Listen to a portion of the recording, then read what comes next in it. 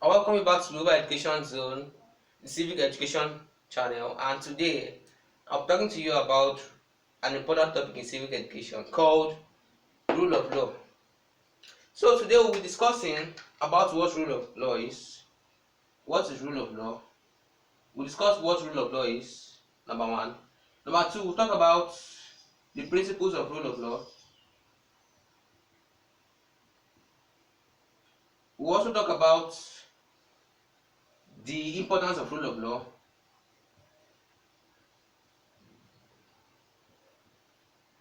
We'll talk about the processes of rule of law. Then we'll talk about factors hindering the rule of law. So these factors hindering the rule of law, they are also known as the problems or limitations of rule of law. So let's dive right in. What is rule of law? Now, occasionally when you want to explain a term, you have to know what its constituent is.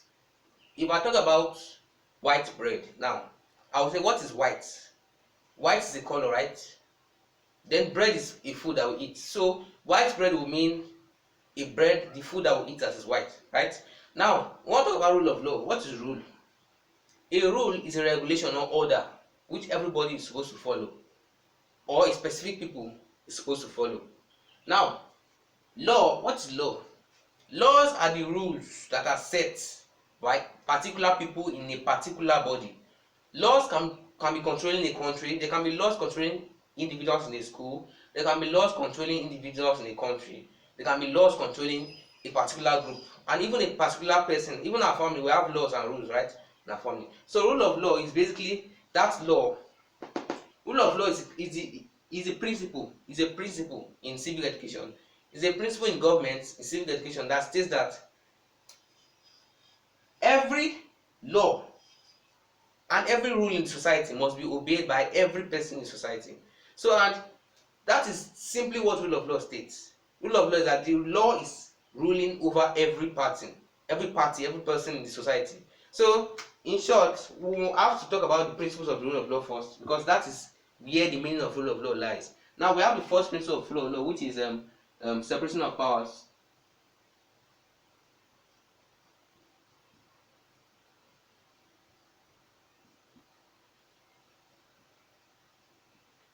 We also talk about supremacy of the law.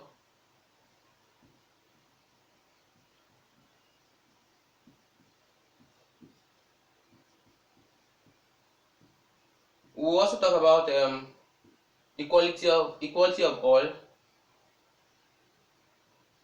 Equality of all. We also talk about law and order.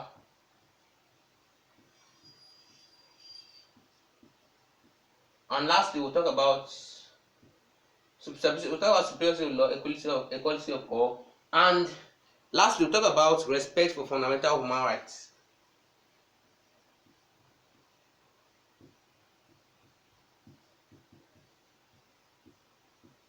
Now let's dive right in. We'll talk about, first of all, separation of powers. An important principle of rule of law is that every power in a state must not lie in the same place. Meaning, you can't have only one person making the laws of a country. You have to have different people, and those people will keep themselves in check and balance. So the reason why we have separation of power in rule of law is to effect check and balance. Because if there is only one person ruling, there is what we call arbitrary rule. An arbitrary rule is a kind of rule where one person makes decisions unchecked.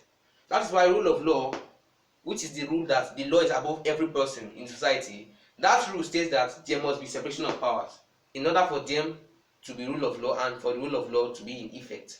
Number two, we talk about supremacy of the law. Now, this principle is a very important principle of rule of law because it states that the law is supreme. And when you say something is supreme, you mean it cannot be altered, it cannot be opposed. So the law is opposed. The law cannot be opposed by anybody in society. The law is above the president, the law is above the governors, the law is above everybody, and even the common people in society, the masses. So the law is supreme over every person in society. The third principle of law is equality of all. This says that every person in society, from the highest tier to the lowest tier, the government and the governed, every person is under the law and they are equal in the law sight. So just like You have children in the house and their parents. Their parents consider these children their children, right? Those parents, on normal circumstances, will treat those children equally. They will treat them, they won't treat anyone with favoritism. They won't treat anyone with partiality. So that property of law to treat everybody in a society equal is called equality of all. Then number 4, we'll talk about law and order.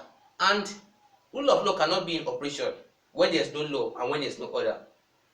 When I was in junior secondary school, my civic education teacher told me that where there's no law, there's no sin. And as long as there's law, there must be a sin, or there must be different sins that law has been put in place to check. So for rule of law to be in existence, it must be in existence because there are some things in society that are not right. Because the only reason why we have law is because there's sin, because there's corruption. So we have laws that have to combat corruption. So that means for rule of law to be in operation, there has to be law and there has to be order. And these laws are in effect to promote orderliness in our society. The last principle of rule of law is respect for fundamental human rights. We have to respect each other as human beings. We are fundamental human beings. We all have equal rights. Even irrespective of our possessions, irrespective of our properties, irrespective of our prestige, our fame, and our power, we are still human beings. And that is one fundamental and principal principle of rule of law. And anyone that goes against any one of these principles is going against the fundamentals of rule of law. It's going against the fundamentals of rule of law. And rule of law is a principle and a standard pillar of democracy. So any country in the world that does not obey any one of these principles of rule of law is said to be in a false democracy. Now let's move on to importance of rule of law. There are 5 importances of rule of law. The first importance is that it promotes checks and balance among the organs of government. Earlier on I stated that we have separation of powers, right?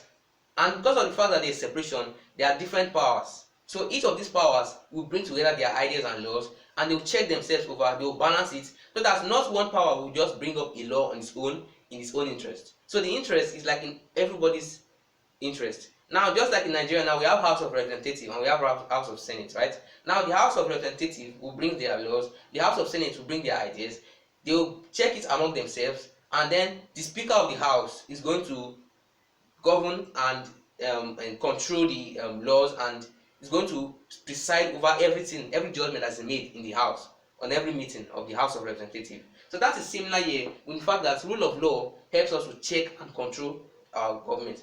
Now the second importance of rule of law is that it promotes stability and makes society to move forward. Now, when you have a society that is peaceful, a society that is orderly, a society that is in check, a society that promotes equality, a society where the law is supreme, the rule of law is definitely present in that society. Example of such societies are advanced Western world societies like Norway and Finland and Sweden. All those countries, they have low crime rates. Why? Because most of those countries, they have effective law system. Someone was once joking with me that if anybody goes to outside the country like Sudan and Arab, that United Arab Emirates, that they are going to treat every crime like as if it's murder. Because those people, they don't joke with crime, because their law is like their laws bite. Their laws do not just pet. So their laws is blind to anybody, no matter who you are in your society. Their laws is going to attack you once you go against the rule of law. So that is one property and one importance of rule of law. It promotes stability. So any country that has rule of law is going to be stable, because people are going to be more inclined to do the right thing. Now, thirdly, another principle and importance of rule of law is that it prevents tyranny and oppression in society. Tell me why? Let me tell you why. Because when in a society that people are equal, governments cannot do as they like. So there can't be tyranny, there can't be bullying, there can't be oppression. People cannot go and begin to infringe on other people's rights, because they know that they'll be punished for it. That's one importance of rule of law in every society. Then fourthly, rule of law promotes justice and fair hearing in our society.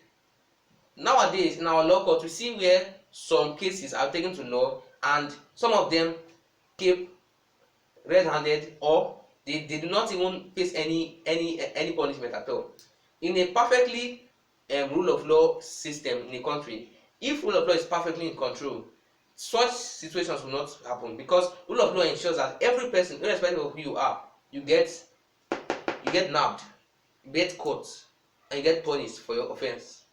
Now, lastly, another last but not the least principle and importance of rule of law is that it promotes fundamental human rights.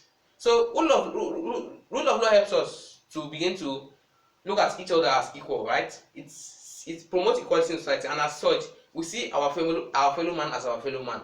We treat others equally because we know that each one of us is a fundamental human being, and because of that, rule of law helps us to promote fundamental human rights. Now, last we talk about the factors or problems that are hindering rule of law. Those factors are diplomatic immunity, immunity of presidents and governors, state of emergency, tribunals, and autocratic government. Now, I formed a mnemonic for that, which is DISTA, D-I-S-T-A. This stands for diplomatic immunity, diplomatic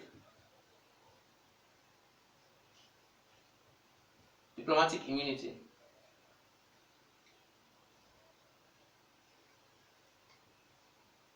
I stand for immunity of presidents and governors. S stands for states of emergency. T stands for tribunals, and A stands for autocratic government. Now, that diplomatic immunity means that at times in a country, there are what we call diplomats. People that are not in the country, right? Those people, they can begin to get immunity when they are residing as representative of the country in another country. Like a representative of Nigeria in America is called a diplomat, right? So those people, when they commit offenses, they cannot be punished because they are not residing in Nigeria. So they have to be punished only after they have come back to Nigeria, and so on and so forth. So that's an example of diplomatic immunity. And number two, immunity of presidents and governors. So we know that our presidents cannot be put on trial, right, unless they have finished serving their terms. So this immunity offered by political offices is such that most of our leaders tend to abuse power because we know that they will go unpunished. And by the time they are leaving office, they would have bribed who they want to bribe in order to make way for their free escape. So these are the problems faced by rule of law. Another one is state of emergency. It's a state whereby there is prohibition of rule of law, there's prohibition of movement, and in such cases, most criminals can even take advantage of that, especially when there's a curfew or when there's a social limitation, state of emergency. Most criminals can take advantage of that people are at home and begin to strike, begin to steal, and begin to commit atrocities. Now, T is tribunals. T stands for tribunals. Tribunals is just like diplomatic immunity. They are non-constitutional or logical courts. So these are courts that they are not like the Supreme Court. They are like all these small courts that they give some arbitrary ruling. They give arbitrary judgments. So those courts, they are not directly under the government, and their ruling can be biased. Last, we talk about autocratic government. An autocratic government is a government that is not democratic. So an autocratic government is a government that is relying on its own decisions without the representation and the interference from the citizens. So in such a government, rule of law can never be a part. In summary, we'll talk about the principles of rule of law, which are supremacy of the law, separation of powers, equality, law and order, and respect for fundamental human rights. We'll talk about the importance of rule of law in that it helps to check and balance our government. It helps to promote stability and order, law and order in our society. It helps to prevent tyranny and oppression. Number 4, it helps to promote justice and fairness. And lastly, it helps to promote fundamental human rights. Then we'll talk about processes of rule of law. The process of rule of law are the formation, the publication, and the adherence to the principle of the rule of law. So you have to form the rule of law, then you have to publish it and make it pervaded and make it common to everyone. So everyone has to know a law before it is put in place. That's one of the process of rule of law. And then you have to adhere to the law. So ignorance is not an excuse in the law system and in the principle of rule of law. Lastly, we'll talk about the factors of rule of law. Factors that are affecting and problems that are prohibiting the rights and normal carrying of rule of law. And that's diplomatic immunity, immunity of president and governors, state of emergency, tribunals, and autocratic government. Thank you for watching.